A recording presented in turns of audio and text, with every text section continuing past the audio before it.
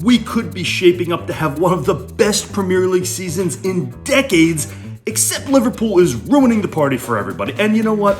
More power to them. But outside of that, we have achieved incredible parity, which is, I think, what everybody has wanted for years. At least that's what everybody's said. We're going to talk about why this is happening, how this is happening, and how it could play out next, here on Pints and Punditry at the Pitchside Pub.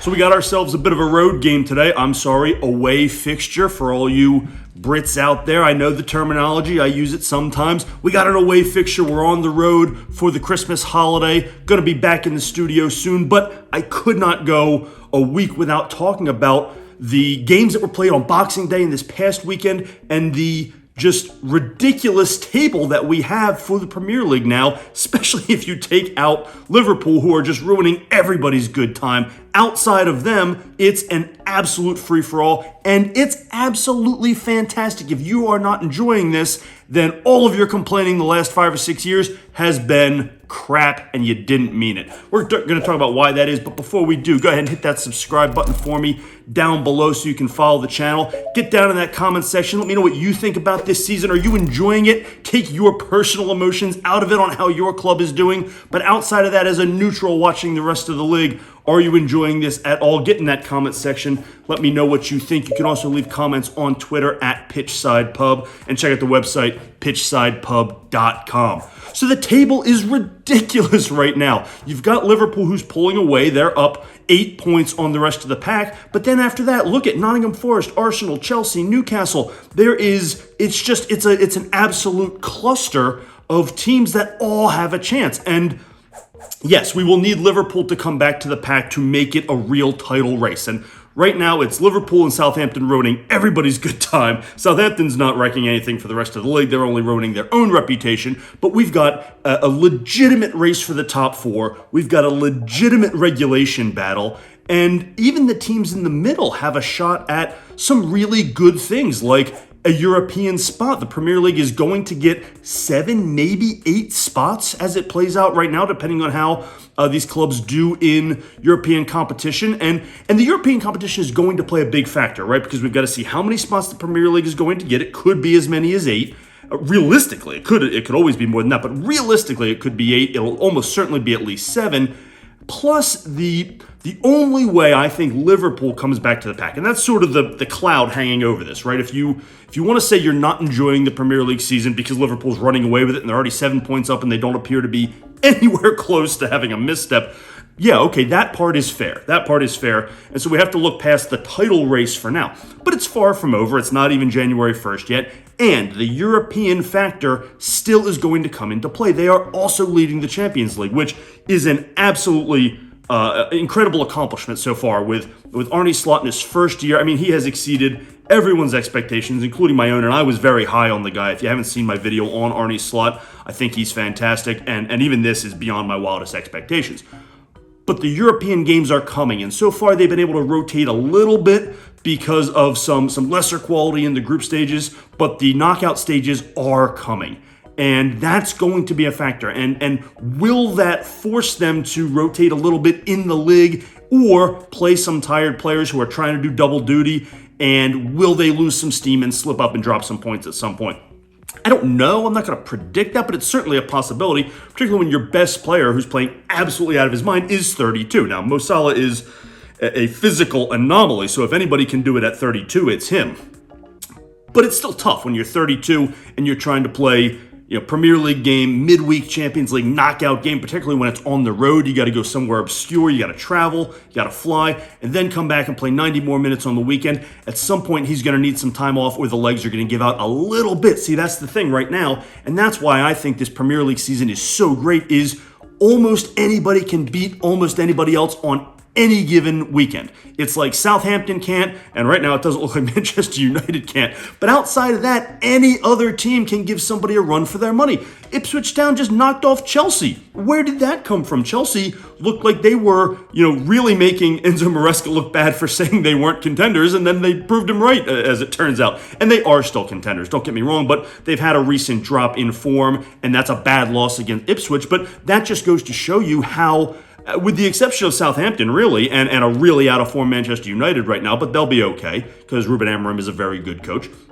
But just about any club can at least take points from any other club, right? And in some cases go off and get their win, get their 3 points. But we're seeing really good clubs come away with draws against what should be really bad clubs. Tottenham drawing with Wolves, who are in a relegation battle.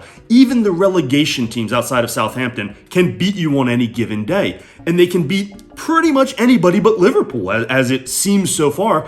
And if Liverpool has to start rotating a little more or playing guys with tired legs, I think they fall back into that mix of teams that can be beat. If they have a tough road game in midweek in the Champions League in the knockout stage, and then a tough road game in the Premier League on Saturday, like 4 days later, 3 days later, those are the places where you can take points. So that is far from over, but even if you take that out of the picture, the middle of this table is absolutely nuts. The difference between second and 10th is 10 points. It's nothing. It's, and these mid-table teams, the Brightons, the Bournemouths, the Fulhams, they can beat you on any day, absolutely any day. They are all playing good ball. You really don't have a lot of clubs who are out there playing poorly, and the ones who have made managerial changes. Wolves is a great example. For a while, it was looking like they were very beatable. Now they made a managerial change. Now they're playing some tough ball, as we saw over the weekend. So this is an absolutely phenomenal Premier League season. And if you don't think so, then you are getting too wrapped up in your own club's disappointments. And I get it. If you're a Manchester United fan, this is probably not going to be your favorite season. But while your team is giving you just misery, you should probably look at this league and enjoy some of the parity. And, okay, so you can't bring yourself to root for City or root for Liverpool. So root for Nottingham Forest or root for Bournemouth or root for somebody else who is not normally a threat. Just root for some neutrality here. Root for the parity, because that's the complaint we've been hearing for years. With Manchester City's run, it was, oh, the league is a joke. It's becoming a farmers league because the same club wins every single year. And I get it. I get that is a deterrent for fans of other clubs who felt like this was a foregone conclusion that City was just going to win every year. Well, you got what you wanted. City's not winning this year, and if they do, you're going to see something awfully historic. They're just trying to get back in that top 4. They're no better than your Newcastles and your Chelseas and your Fulhams and your Bournemouths. They're right in the thick of that 3 through 8 group right now. So you got what you wanted. Right? This is what everybody's been asking for. So if you're not enjoying this, then you were full of it all these years when you were asking for more parity. What you really wanted was for your club to be better. And of course, everybody wants their club to be better, so no shit. But this is the parity we've all been looking for. Even as a Manchester City supporter, I'm excited that this is wide open. Right? I'm excited that there's something to root for.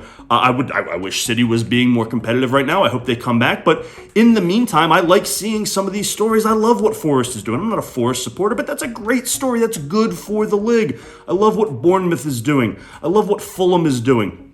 These are good stories for the league. So if you can't enjoy that, then you are too far into the tribalistic nature of football. And I love the love that the fans have for the football. But God, if your team is not Liverpool right now, or is not one of the clubs that's having a surprisingly wonderful season, then you've got to step back and enjoy what we're seeing, because this Premier League season is going to be absolutely bonkers. And frankly, even if Liverpool runs away with it, the top 4 race, the race for 5, 6, and 7, whatever those European spots end up being, that's going to be nuts, and that's going to be worth watching too, because I guarantee you, at the end of the season, we are going to have some teams in Europe that not only haven't been in Europe for a while, but never thought they were going to be in Europe, especially not this year. Certainly didn't think they were close to that. We're going to have some really surprise teams from the Premier League playing in Europe next season, and that matters. That's exciting. If that's not exciting, talk to the Newcastle fans who got to play in the Champions League last year for the first time in a long time. Talk to the Brighton fans who never thought they'd be traveling to some of these other countries. It's exciting. The Villa fans. This is really exciting, particularly for these fans that had their club in the championship only a few years ago, and now they're competing well, and Nottingham Forest sitting in second place. I mean, it's just such a fabulous story. So if your club is not having the season you want, hey, listen, I get it, neither is mine, but hey, this is a great season. Don't miss it. This is as good as you're going to get, and if Liverpool can stumble just a little bit, and again, I have nothing against Liverpool or their supporters. It's not a club I actively hate because I like the way they go about business, and I always respected Jurgen Klopp, I respect Mo Salah, and I respect Arne Slot now. But I hope they slip up a little. No offense, Liverpool supporters, but I hope you slip up a little, just because that's the only thing missing is that 8-point gap at the top. And if that can come back just a little bit, a draw here, maybe one loss here to somebody good, and we get within 3 or 4 points of the entire title, oh my God, we are going to be in for one of the best Premier League stretch runs we've had in decades. So I would encourage everybody to step back and enjoy this. When your club is not playing, enjoy it as a neutral, enjoy the competition, enjoy the mayhem. This is pure mayhem, and it's what we wanted. It's the parity we were hoping for. It's good to see some of the smaller clubs spending successfully, hiring good coaches, keeping some of their players, and making this a real competition, because that's what's been missing for a few years. I would love to get your comments. Get down in that comment section. Let me know your thoughts. What are you enjoying about this season? What aren't you enjoying about this season, besides your team's own failures if they're having it?